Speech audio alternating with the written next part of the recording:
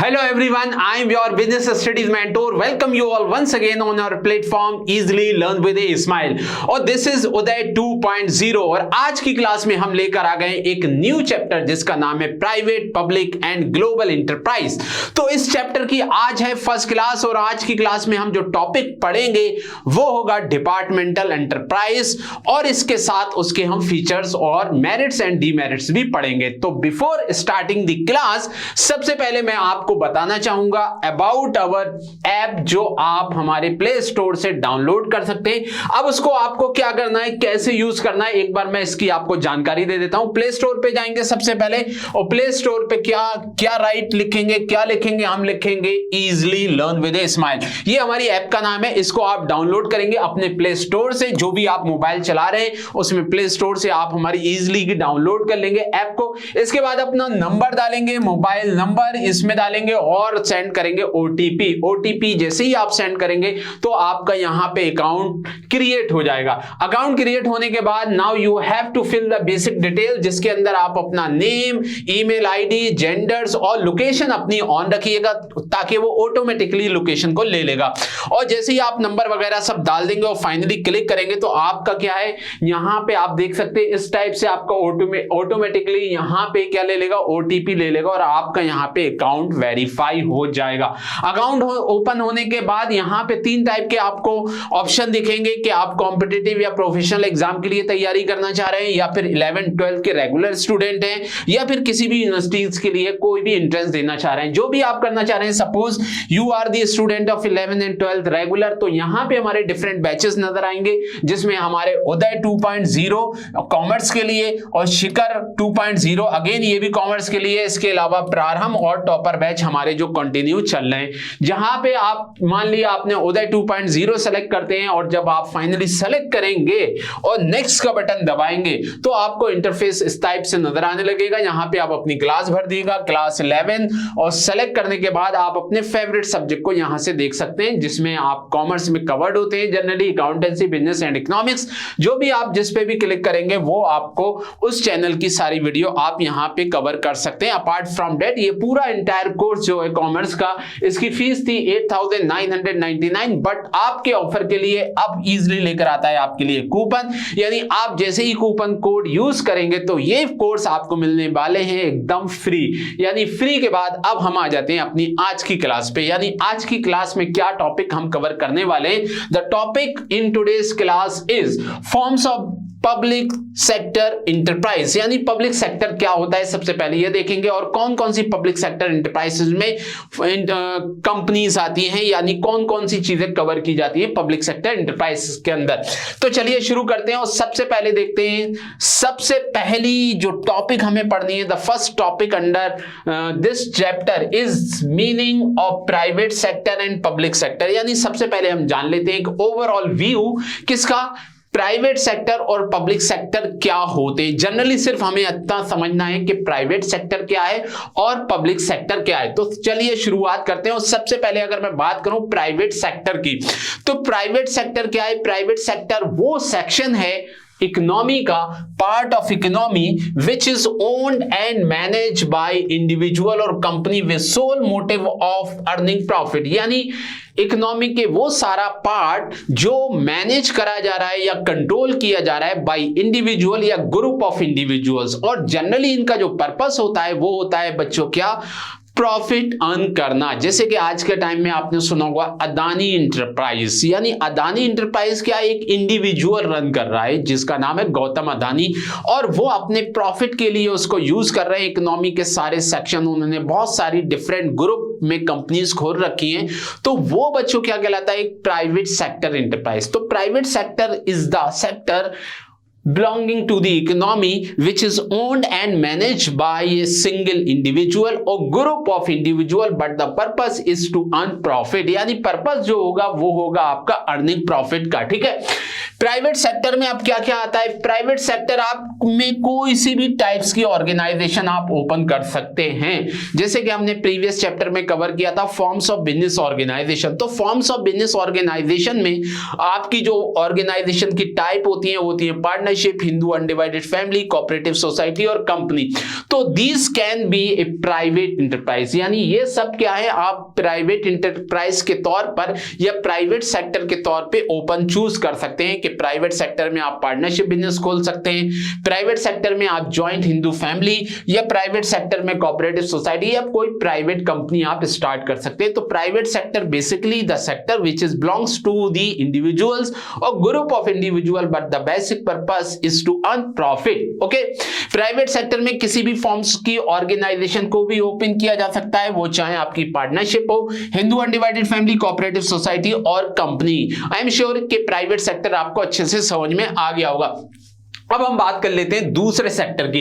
दूसरा सेक्टर है बच्चों जो हमारी इकोनॉमी का पार्ट है, क्योंकि हमारी जो इकोनॉमी है इसके अंदर दो टाइप के सेक्टर आपको देखने को मिलते हैं। First one is private sector और second one is public sector. और प्राइवेट सेक्टर का रोल इंक्रीज हुआ था, जैसे कि आपको पता है इकोनॉमिक पॉलिसी 1991 यानी इकोनॉमिक रिफॉर्म्स जब हमारी देश ने किया था तब हमारा प्राइवेट सेक्टर का रोल इंक्रीज हुआ और पब्लिक सेक्टर का रोल थोड़ा सा डिक्रीज हो गया। लेकिन पब्लिक सेक्टर होता क्या है बेसिकली जान लेते हैं। This sector consist of the organization that is directly owned and operated by the government, यानी वो सेक्टर जिसके अंदर जिसको ओन्ड या मैनेज किया जाता है किसके द्वारा, किसी भी देश की सरकार के द्वारा। यानी अगर हम इंडिया की बात करें तो इंडिया के कंटेक्स्ट में जो भी गवर्नमेंट रिलेटेड यानी जो ऐसी कंपनीज हैं या जो ऐसे सेक्टर्स हैं जिसको गवर्नमेंट मैनेज और कंट्रोल कर रही है उसको हम क्या बोलेंगे, पब्लिक सेक्टर एंटरप्राइज। जैसे कि आपने देखा होगा there are various sector in India जहां पे गवर्नमेंट क्या करती है, मैनेज करती है। जैसे कि आपने देखा होगा रेलवे, तो रेलवे में भी जब भी आप जानते हैं तो लिखा होता है भारत सरकार। इसी तरीके से postal service, old postal service, defence के सेक्टर्स, ठीक है, पावर के सेक्टर। तो कुछ इंपॉर्टेंट एरियाज, कुछ ऐसे इंपॉर्टेंट सेक्टर्स हैं जो गवर्नमेंट अपने आप कंट्रोल में रखती है और उनको अपने आप से मैनेज और कंट्रोल करती है। वही सारे सेक्टर क्या कहलाते हैं, आपके पब्लिक सेक्टर एंटरप्राइज कहलाते हैं। These organization is either partly or completely owned by the center और state government। अब गवर्नमेंट की जब बात आती है तो government are of two type, एक तो सेंट्रल गवर्नमेंट होती है जो पूरे सेंटर से देश को चलाती है और एक होती है हमारी स्टेट गवर्नमेंट। तो यहां पे जो पब्लिक सेक्टर एंटरप्राइज है या पब्लिक सेक्टर है ओवरऑल, तो पब्लिक सेक्टर या तो हमारी गवर्नमेंट, सेंट्रल गवर्नमेंट रन करेगी या फिर हमारी स्टेट गवर्नमेंट भी रन कर सकती है, ठीक है, या फिर ये दोनों ज्वाइंटली भी कर सकते हैं। और एग्जाम्पल क्या होगा, भारत हैवी इलेक्ट्रिकल लिमिटेड, यानी भेल का नाम तो सुना ही होगा आपने, भारत हैवी इलेक्ट्रिकल लिमिटेड। ये इसी तरीके से oil India limited, life insurance corporation of India, ये सब क्या है, एग्जाम्पल है आपकी किसकी, पब्लिक सेक्टर इंटरप्राइजेस की। LIC हो गया, BHEL हो गया, ONGC हो गया। तो these are the various companies which belongs to the public sector of India, ठीक है, ये पब्लिक सेक्टर में आते हैं। और पब्लिक सेक्टर का basic purpose is not to earn profit, यानी प्रॉफिट तो अर्न करना है but not too much profit. Profit earning के साथ उनका जो पर्पस होता है वो होता है पब्लिक यूटिलिटीज को प्रोवाइड करना या पब्लिक वेलफेयर करना, ठीक है। तो यहां पे थोड़ा सा सोशल सर्विसेज भी आ जाता है अपार्ट फ्रॉम अर्निंग प्रॉफिट। लेकिन जो हमारे प्राइवेट सेक्टर है वो सोशल सर्विसेज के बारे में they never think, they only think about earning profit. तो ये दोनों डिफरेंस होते हैं आपके प्राइवेट सेक्टर और पब्लिक सेक्टर में। After private and public sector अब हमें नेक्स्ट क्या पढ़ना है, what are the various forms of public sector enterprise, क्योंकि इस चैप्टर में आज हम कवर करने वाले हैं, जैसे कि आपको नाम पता है इस चैप्टर का, private, public and global companies. तो अब हम जो कवर करेंगे forms of public sector enterprise, यानी पब्लिक सेक्टर एंटरप्राइज कितने टाइप के होते हैं। तो यहां पे आप देख सकते हैं a public sector enterprise is divided into 3 categories. The first one is departmental undertaking, the second one is statutory corporation and the third one is government company. तो पब्लिक सेक्टर एंटरप्राइज बच्चों होता है 3 टाइप का, यानी 3 type कौन से हैं, पहले है आपका डिपार्टमेंटल अंडरटेकिंग, दूसरा है स्टैट्यूटरी कंपनीज और corporation, third one is government company. ये 3 टाइप में हम डिवाइड कर सकते हैं पब्लिक सेक्टर एंटरप्राइज को। लेकिन आज की क्लास में हमें जो कवर करना है वो है बच्चों सिर्फ एंड सिर्फ डिपार्टमेंटल अंडरटेकिंग, यानी डिपार्टमेंटल अंडरटेकिंग क्या है और इसके फीचर्स क्या हैं, ये सब आज हम कवर करने वाले हैं। अब अपनी इस क्लास में। तो चलिए शुरू करते हैं और सबसे पहले जानते हैं forms of public sector enterprises के अंदर डिपार्टमेंटल अंडरटेकिंग क्या होता है। तो departmental undertaking is one of the oldest form of public sector enterprise, यानी ये सबसे पुरानी हमारे देश की सबसे पुरानी अंडरटेकिंग है। यानी आप जब आजाद हुए हमारा देश तो कुछ ऐसे सेक्टर थे जो गवर्नमेंट को विरासत में मिले, यानी लेगेसी के तौर पे मिले, जैसे कि रेलवे हो गया, जैसे कि आपका पोस्ट ऑफिस हो गया, उसके बाद इंश्योरेंस कंपनी हमारी एस्टैब्लिश हुई। तो ऐसे सेक्टर जो कंपनी के जो उस देश की गवर्नमेंट यानी इंडिया की कंटेक्स्ट में हम बात कर रहे हैं, इंडिया के सबसे ओल्ड जो सेक्टर्स हैं या कंपनीज हैं वो आपकी कहलाती है डिपार्टमेंटल अंडरटेकिंग या डिपार्टमेंटल कॉर्पोरेशन। ये सबसे ओल्डेस्ट है, ये बात आपको याद रखनी है। अब ये होती क्या है, ये जनरली क्या होती है, these are the undertaking which is generally run by the government, यानी गवर्नमेंट के बिहाफ में काम करती है, या फिर मैं कहूं गवर्नमेंट ही इनको रन करती है।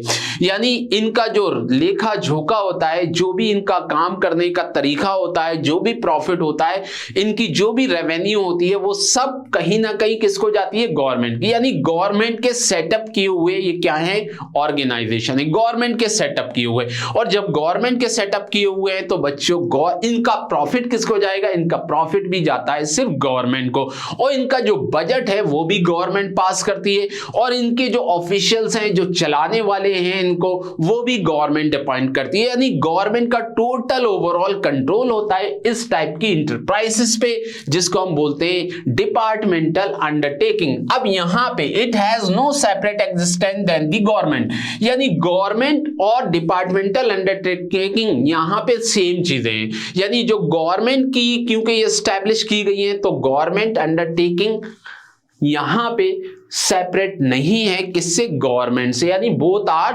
Same thing. यानी गवर्नमेंट ही रन कर रही है तो गवर्नमेंट की ही ये जिम्मेदारी है इनको चलाना, ठीक है। It function under the overall control of one ministry, और ये किसी ना किसी मिनिस्ट्री के अंडर में आती है, जैसे कि रेलवे डिपार्टमेंट है, रेलवे मिनिस्ट्री है, तो रेलवे के अंदर में क्या आ जाएगा बच्चों, आपका रेलवे, जो आपका रेल विभाग है, पूरा हमारा रेलवे स्ट्रक्चर है इंडिया का, यानी पूरा का पूरा जो कि हमारा डिपार्टमेंटल अंडरटेकिंग कहलाता है, वो पूरा आ जाएगा रेलवे मिनिस्ट्री के अंदर। यानी ये जो डिपार्टमेंटल अंडरटेकिंग है ये स्पेसिफिकली बिलोंग करते हैं किसी एक पर्टिकुलर मिनिस्ट्री को, और मिनिस्ट्री अलग अलग होती है, ठीक है। जैसे कि पावर की अगर है, जैसे कि अगर पावर की मिनिस्ट्री है तो वहां पे ओएनजीसी जो होगा वो उसके अंडर में आ जाएगा। तो डिपार्टमेंटल अंडरटेकिंग ये पर्टिकुलरली किसी एक मिनिस्ट्री से बिलोंग करती है, और इसी वजह से इनको डिपार्टमेंटल गवर्नमेंट ऑर्गेनाइजेशन बोला जाता है। जैसे कि आप एग्जांपल के तौर पर रेलवे को ले सकते हैं, अपार्ट फ्रॉम दैट आप ले सकते हैं भारतीय पोस्ट यानी इंडियन पोस्ट की एग्जाम्पल, या फिर आप बात करते हैं आकाशवाणी, दूरदर्शन वगैरह। तो ये सब क्या है, ये एग्जाम्पल है किसकी, आपकी डिपार्टमेंटल अंडरटेकिंग की। तो generally departmental undertaking means the government organization, क्योंकि यहां पे इनको चलाना, इनको रजिस्टर्ड करना सिर्फ जिम्मेदारी होती है गवर्नमेंट की, और इनसे जो प्रॉफिट होता है वो गवर्नमेंट के ट्रेजरी अकाउंट में जाता है, और इनको अपॉइंट, पूरी वर्किंग इनकी गवर्नमेंट देखती है, इनका बजट भी गवर्नमेंट बना रही है। तो overall government and that is departmental undertaking, here are no separate existence, यानी दोनों एक ही चीजें मानी जाएंगी, ठीक है। इसके बाद अगर हम बात करें इनके कुछ फीचर्स की, तो next topic in today's class is features of departmental enterprise। क्या क्या फीचर्स हैं डिपार्टमेंटल एंटरप्राइजेस के, तो फीचर्स पढ़ के हम पूरा अच्छे से क्लियरली समझ पाएंगे डिपार्टमेंटल अंडरटेकिंग को। तो चलिए शुरू करते हैं फीचर्स को।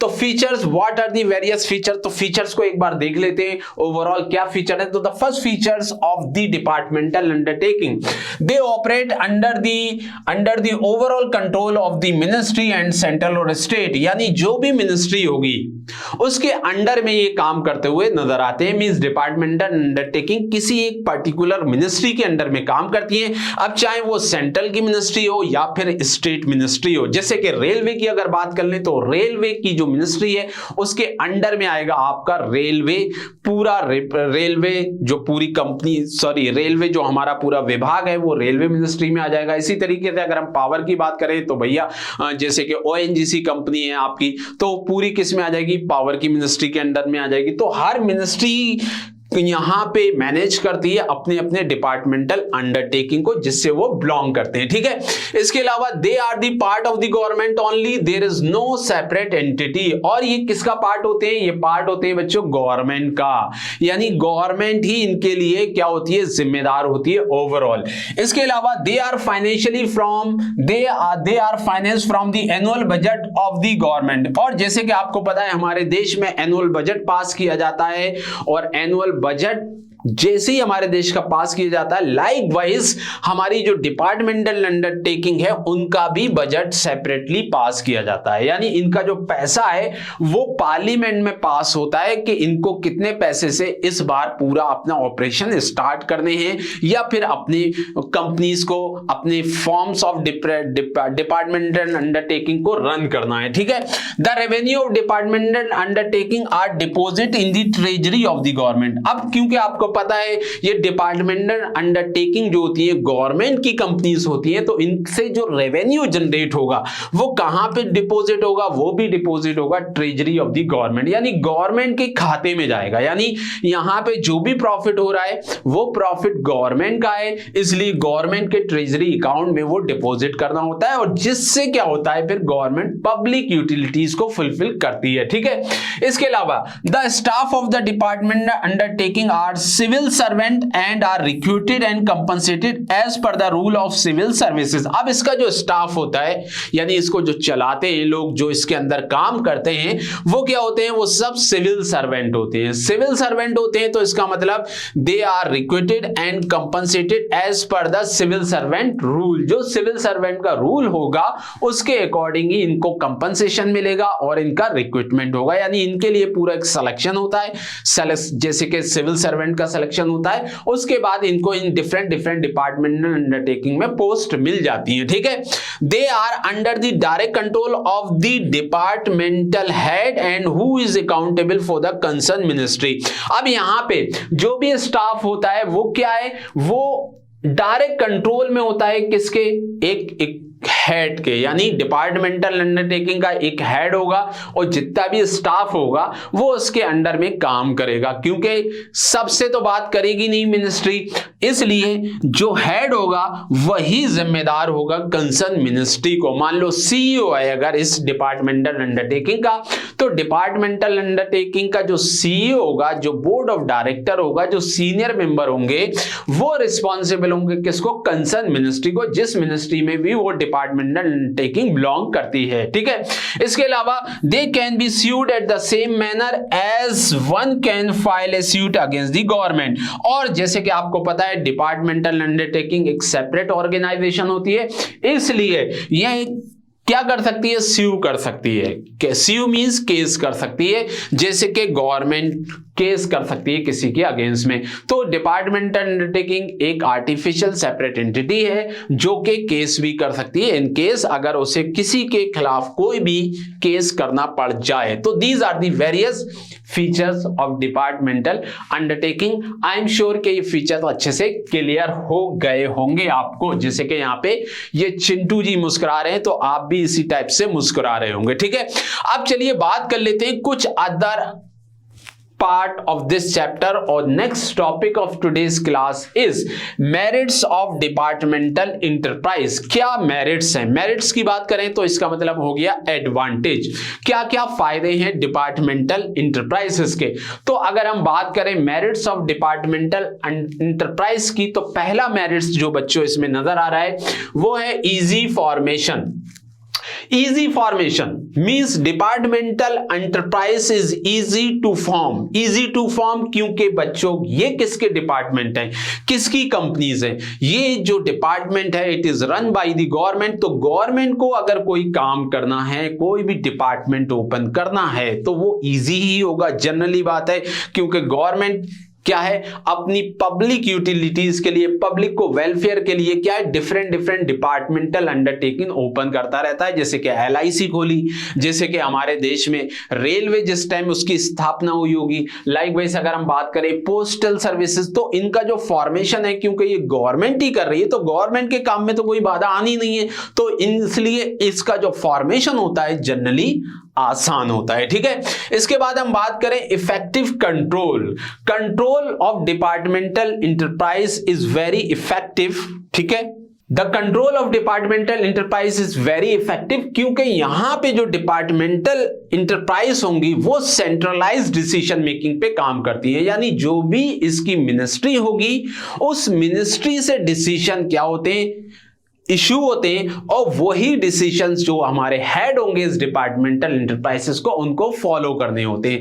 तो इसलिए यहां पे जो कंट्रोल होता है डिपार्टमेंटल इंटरप्राइजेस का वो सेंट्रलाइज होता है और इफेक्टिव होता है। यानी ऐसा नहीं है कि जो आपका यहां पे हेड बैठा होगा ही इज वेरी कंफ्यूज कि मैं कैसे डिसीजन लूं, क्योंकि सारे डिसीजन क्या होंगे बच्चों, सारे डिसीजन लिए जाते हैं बाय द मिनिस्ट्री। तो मिनिस्ट्री जो डिसीजन लेगी उसी को फॉलो करना पड़ता है, किसको, जो भी हेड होंगे उस डिपार्टमेंटल इंटरप्राइजेस के लिए। इसलिए जो कंट्रोल होता है वो इफेक्टिव बन जाता है। ठीक है, इसके अलावा ऑप्टिमम यूटिलाइजेशन ऑफ रिसोर्सेज, तो अगर हम रिसोर्सेज के इफेक्टिव यूटिलाइजेशन की बात करें या ऑप्टिमम यूटिलाइजेशन की बात करें तो हम जनरली यहां पे बात कर रहे हैं फाइनेंस की। ठीक है, तो यहां पे जो पैसा होता है वो कौन अरेंज करता है, वो बच्चों अरेंज करती है गवर्नमेंट, यानी गवर्नमेंट जो होती है कर्ता धर्ता होती है यहां पे।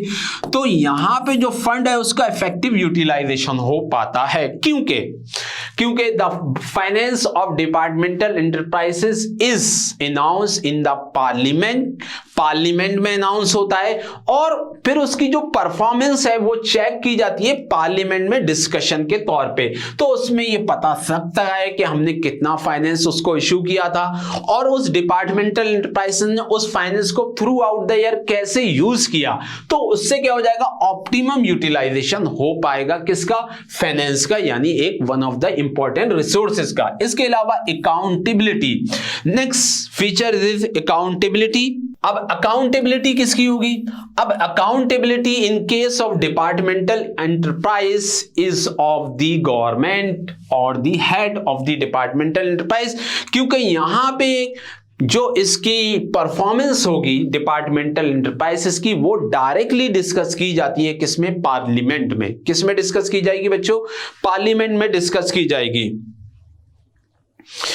यहां पे जो अकाउंटेबिलिटी होती है पब्लिक के लिए वो ज्यादा हो जाती है, यानी जो परफॉर्मेंस है डिपार्टमेंटल एंटरप्राइजेस की वो डायरेक्टली काय में डिस्कस हो रही है, पार्लियामेंट में डिस्कस हो रही है। तो हर डिपार्टमेंट एंटरप्राइजेस अच्छे से काम करता है थ्रू आउट द ईयर, और उसकी जो परफॉर्मेंस है वो at the end of the year जब हमारी परफॉर्मेंस रिपोर्ट क्या हो रही होती है, पब्लिश हो रही होती है, तो वो डिस्कस होती है कहां पे, पार्लियामेंट में, और उससे उसकी overall performance through out the year पता की जा सकती है। तो इसलिए ये जनरली जो डिपार्टमेंटल एंटरप्राइजेस होती है ये काम करती हुई नजर आती है किसके लिए, पब्लिक वेलफेयर के लिए, पब्लिक यूटिलिटीज के लिए। इसके अलावा है पब्लिक रेवेन्यू। अब यहां पे जो रेवेन्यू होता है डिपार्टमेंटल इंटरप्राइजेस का और डिपार्टमेंटल अंडरटेकिंग का वो बिलोंग करता है किसको, गवर्नमेंट को, यानी इसका जो रेवेन्यू है वो गवर्नमेंट के ट्रेजरी अकाउंट में बच्चों क्या होता है, डिपॉजिट होता है, गवर्नमेंट के ट्रेजरी अकाउंट में डिपॉजिट होता है। इसलिए यहां पे जनरली जो रेवेन्यू जनरेट की जाती है डिपार्टमेंटल एंटरप्राइजेस में वो गवर्नमेंट के लिए फंडिंग का काम करती है, जिससे गवर्नमेंट क्या कर सकती है, अपने दूसरे काम मैनेज करती है। यानी हमारे देश का विकास के लिए जो उसको पैसा चाहिए तो वो पैसा उसे कहां से मिलता है, various forms of departmental enterprises से अरेंज होता है। टैक्स की फॉर्म में भी एक पैसा मिलता है और यहां से भी गवर्नमेंट कमाती है ताकि हमारे अपने देश के जो सिटीजन है उनका क्या कर सके, वेलफेयर कर सके। इसके अलावा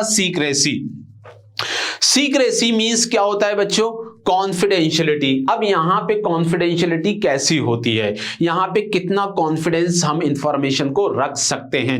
सो सीक्रेसी यानी यहां पे जो डिपार्टमेंटल इंटरप्राइजेस हैं यहां पे सीक्रेसी मेंटेन की जाती है, क्योंकि यहां पे आपको पता है जो भी इसकी इंफॉर्मेशन होती है डिपार्टमेंटल इंटरप्राइजेस की वो पब्लिक के साथ शेयर नहीं की जाती है। जो और जब पब्लिक के साथ हम शेयर नहीं करते कोई भी इंफॉर्मेशन, तो इसका मतलब क्या है? इसका मतलब बच्चों ये है कि हम सीक्रेसी मेंटेन कर सकते हैं। तो डिपार्टमेंटल इंटरप्राइजेस के केस में भी ऐसे ही होता है कि इसकी जो इंफॉर्मेशन है it is not share with the public, उसको रखा जाता है कॉन्फिडेंशियल, क्योंकि बहुत से डिपार्टमेंट ऐसे होते हैं जो जिसकी इंफॉर्मेशन पब्लिक को देना कहीं ना कहीं वो इंफॉर्मेशन का मिसयूज हो सकता है, तो इसलिए इसको यहां पे शेयर नहीं किया जाता पब्लिक के साथ। और जब शेयर नहीं किया जाता तो यहां पे हम मेंटेन कर सकते हैं एक अच्छी खासी कॉन्फिडेंशियलिटी को और एक सीक्रेसी को। तो दीज आर दी वेरियस क्या है बच्चों, ये मेरिट्स ऑफ डिपार्टमेंटल एंटरप्राइज।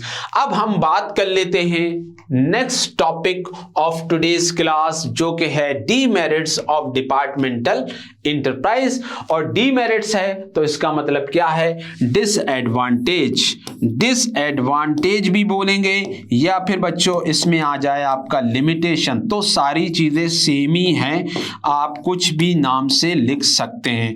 तो लिमिटेशन, डिसएडवांटेज और demerits of publics departmental enterprise क्या है, तो चलिए जानते हैं। तो these are the various demerits और लिमिटेशन और the disadvantage of departmental undertaking. तो डिसएडवांटेज क्या है? The first one is inflexibility, the next one is lack of motivation, third one is lack of financial autonomy, next one is inefficient management, next one is red tapism and lastly suitability. कैसे suitable है, किस condition में ये suitable है, तो ये सब हम डिटेल में पढ़ेंगे। तो सबसे पहले अगर हम बात करें इनफ्लेक्सिबिलिटी की, यस, तो क्या है सबसे पहले इसमें है इनफ्लेक्सिबिलिटी। What is inflexibility? क्योंकि हमें पता है डिपार्टमेंटल अंडरटेकिंग डायरेक्टली काम करती हुई नजर आती है पार्लियामेंट्री कंट्रोल के, यानी इनके ऊपर स्ट्रिक्ट सुपरविजन रहता है किसका? पार्लियामेंट का। इसके अलावा जो डिपार्टमेंटल अंडरटेकिंग होती हैं वो बच्चों जनरली कंट्रोल की जाती हैं ऑफिशियल्स, गवर्नमेंट ऑफिशियल्स और गवर्नमेंट के जो सीनियर मोस्ट लोग होते हैं। तो वहां पे उनके क्या है, उनकी बात को हमें क्या करना पड़ता है? फॉलो करना पड़ता है when we are running a departmental undertaking. एक तो क्या है, पार्लियामेंट का डायरेक्ट सुपरविजन है, यानी पार्लियामेंट का क्या है, एक तरीके से इन्फ्लुएंस है। अपार्ट फ्रॉम दैट जो गवर्नमेंट के ऑफिशियल्स होंगे, गवर्नमेंट ऑफिशियल्स हैं या मिनिस्ट्री हैं, उनके जो नेता लोग हैं वो कहीं ना कहीं इसमें क्या करते हैं? टू मच इंटरफेरेंस करते हुए नजर आते हैं। और जब टू मच इंटरफेरेंस होगा, पार्लियामेंट्री प्रेशर होगा और पार्लियामेंट्री कंट्रोल होगा या सुपरविजन होगा, तो बच्चों आप अच्छे से काम नहीं कर पाएंगे। यानी वही वजह है कि इसमें इनफ्लेक्सिबिलिटी होती है, यानी इनके जो ऑपरेशन होते हैं वो कहीं ना कहीं बाउंड हो जाते हैं। क्योंकि हमें किसको फॉलो करना है? डिपार्टमेंटल अंडरटेकिंग में हमें पार्लियामेंट के रूल्स एंड रेगुलेशन को फॉलो करना है, पार्लियामेंट का डायरेक्टली कंट्रोल है। अपार्ट फ्रॉम दैट भैया जो गवर्नमेंट के ऑफिशियल्स हैं, जो मिनिस्ट्री के नेता हैं, वो इसको अपनी ही प्रॉपर्टी मानते हैं। ये अपनी ही प्रॉपर्टी यानी गवर्नमेंट की प्रॉपर्टी मानते हैं, यानी अपनी ही मानते हैं। और जब अपनी मानेंगे तो वहां से टेलीफोन आ जाते हैं, भैया ऐसा करना है, ऐसा करना है। तो जो यहां पे जो हेड होंगे उनके पास तो भैया कोई रास्ता बचता ही नहीं है, जैसे ही इंस्ट्रक्शन आएंगे वैसे ही इनको फॉलो करना पड़ेगा। ठीक है। इसके अलावा lack of motivation is another demerits or the limitation of departmental undertaking. But what is lack of motivation? अब क्योंकि आपको पता है मोटिवेशन के लिए जरूरत होती है जब आपको प्रोग्रेस के साथ साथ, जब आप किसी ऑर्गेनाइजेशन के साथ अच्छे से हार्डवर्क कर रहे हैं तो आपका भी कहीं ना कहीं विकास हो, आपकी भी कहीं ना कहीं ग्रोथ हो। लेकिन डिपार्टमेंटल अंडरटेकिंग में ऐसा नहीं होता है, क्योंकि डिपार्टमेंटल अंडरटेकिंग का जो रेवेन्यू होता है बच्चों, रेवेन्यू होता है वो जनरली किसके अकाउंट में जाता है? जिससे कि मैंने आपको पहले ही बताया, वो जाता है गवर्नमेंट के ट्रेजरी अकाउंट में। अब ये रेवेन्यू गवर्नमेंट जो एम्प्लॉयज क्या कर रहे हैं, सारे यहां पे जो डिपार्टमेंटल अंडरटेकिंग के जो एम्प्लॉयज हैं वो कितना भी मेहनत कर लें, यानी there hard work is never be seen, यानी इसको देखा नहीं जाता। हार्ड वर्क को यहां पे जनरली इग्नोर कर दिया जाता है। क्योंकि आप मोटिवेट कब होंगे? आप जब मोटिवेट होंगे जब आप कंपनी के प्रॉफिट को अर्न करने में अपने हार्डवर्क करते हैं और वो प्रॉफिट बाद में आपको डिफरेंट फॉर्म में मिल जाए, या तो आपकी सैलरी इंक्रीज हो जाए या अल्टीमेटली आपका क्या हो जाए, एकदम से प्रमोशन हो जाए। बट डिपार्टमेंटल अंडरटेकिंग के साथ ऐसा नहीं होता बच्चों, क्योंकि यहां पे रेवेन्यू एक साल में हो गया मान लो 1000 करोड़ और फिर अगली साल में अगर 2000 करोड़ भी हो जाता है तो ये क्या है, सब जा रहा है भैया गवर्नमेंट के खाते में। और यहां पे जनरली जो प्रमोशन होगा वो तो आपकी सीनियरिटी के बेसिस पे ही होगा, यानी ऐसा नहीं होगा कि उसी साल आपको भी कुछ डिफरेंट चीज मिल जाएगी या कुछ उस शेयर में से मिल जाएगा। तो इससे क्या होता है, सारे एम्प्लॉयज क्या हो जाते हैं भैया, डिसअपॉइंट यानी लैक ऑफ मोटिवेटेड हो जाते हैं, यानी मोटिवेशन के लिए यहां पे कुछ भी ज्यादा चीज बचती नहीं है। ठीक है, ये पॉइंट हो गया। इसके बाद हम बात कर लेते हैं, बिफोर दैट मैं इसको क्लियर कर देता हूं, यस, इसके बाद हम पेन सेलेक्ट कर लेते हैं। इसके बाद है लैक ऑफ फाइनेंशियल ऑटोनोमी। अब क्योंकि डिपार्टमेंटल अंडरटेकिंग में जो फाइनेंस होता है, जो भी मैटर होते हैं फाइनेंशियल के, वो आप अपने से डिसाइड नहीं करते हैं, यानी there is no long term investment project. Long term investment project नहीं कर सकते, लॉन्ग टर्म इन्वेस्टमेंट आप कोई प्लान नहीं कर सकते, क्योंकि यहां पे क्या होता है बच्चों, जो डिपार्टमेंटल अंडरटेकिंग है उसका जो बजट है, उसका जो फाइनेंस है, वो तो पार्लियामेंट में डिस्कस होता है और पार्लियामेंट में ही वो उसका बजटरी कंट्रोल क्या होता है, प्रेजेंट होता है कि पूरी साल में वो कितना पैसा स्पेंड करेगी और कितना उसको एक एस्टिमेटेड रेवेन्यू अर्न करना है। और जब ऐसा हो गया तो यानी जो रेवेन्यू है वो तो आपका, उस रेवेन्यू को के से आप क्या है, फ्यूचर के बारे में कुछ प्लान नहीं करेंगे, यानी आप सिंपली क्या करेंगे, क्योंकि सारे फाइनेंशियल मैटर इस केस में यानी डिपार्टमेंटल अंडरटेकिंग में कौन डिसाइड कर रहा है, it is decided by the parliament और द मिनिस्ट्री। तो कहीं ना कहीं lack of financial autonomy provide करता हुआ नजर आता है। वो lack of financial autonomy in the sense कि यहां पे जो प्रॉफिट है वो बच्चों अपना नहीं होता, इसलिए हम ज्यादा सोचते भी नहीं है कि इस प्रॉफिट से हम आगे फ्यूचर में कोई लॉन्ग टर्म इन्वेस्टमेंट प्रोजेक्ट के बारे में सोचें, सो दैट हमारी क्या हो सके, एक अच्छी ग्रोथ हो सके डिपार्टमेंटल अंडरटेकिंग के केस में। ठीक है, अब हम बात कर लेते हैं इसका नेक्स्ट फीचर, और नेक्स्ट फीचर से पहले मैं यहां क्लियर कर देता हूं, यस, नेक्स्ट फीचर है बच्चों इनएफिशिएंट मैनेजमेंट। क्योंकि आपको पता है departmental undertaking is run by the government officials and these government officials is overburden while doing various paper work. यानी यहां पे जो ऑफिशियल्स होते हैं, जो भी मैनेजमेंट होता है जो इसको रन करता है, क्योंकि वो काय में बिजी रहता है ज्यादातर, वो ज्यादातर पेपर वर्क में बिजी नजर आता है। यानी किसी मिनिस्ट्री की कॉल आ गई, उसको रिपोर्ट भेजनी है, किसी मिनिस्टर की कॉल आ गई, उसको रिपोर्ट भेजनी है, पार्लियामेंट से कोई नोटिस आ गया, उसको आपको रिपोर्ट भेजनी है।